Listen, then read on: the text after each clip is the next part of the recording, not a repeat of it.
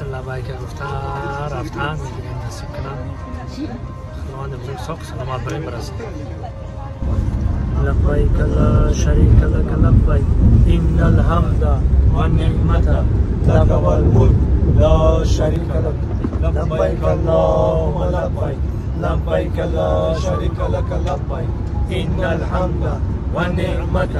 لک و الملک لا شریک لک لبیک اللهم لبیک لبیک لا شریک لک لبیک ان الحمد و نعمت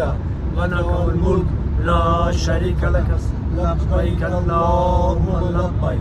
لبیک لا شریک لک لبیک ان الحمد و نعمت لک و الملک لا شریک لک لبیک ان الحمد و نعمت لک و الملک لا شریک لک لبیک اللهم لبیک لبیک لا شریک لک لبیک ان الحمد و نعمت لک و الملک لا شریک لک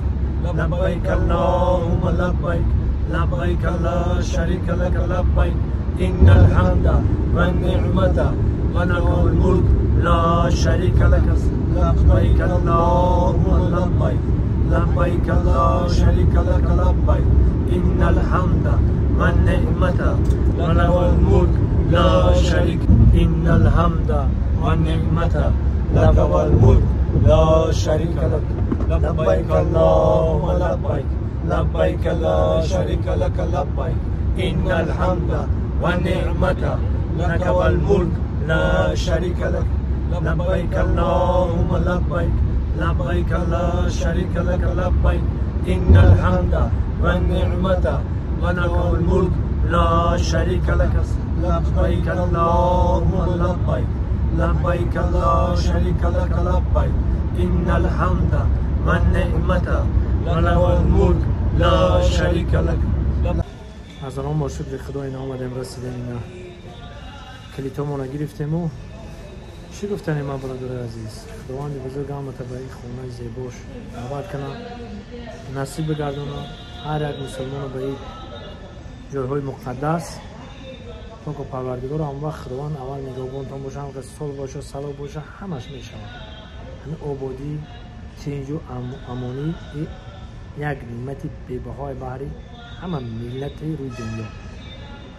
و ما راستی گفت این شرکتی که ما را آورد شرکت حج عمره سنتر حج عمره سنتر محسنون در دولت اروس هم ای راستی هم میگم مقصد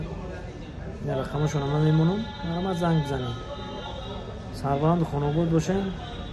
اینجا می باور که بناورگیری هم ایادت میبروید دیگر مقصد که خیختون میفهمید انشاءالله که من کوشش میکنم برای شما نوارای خوب خاطرمان بگیرم و شما تماشا کنید حلاوت ببرید تنها به خاطر شما خداوند یارو مددگار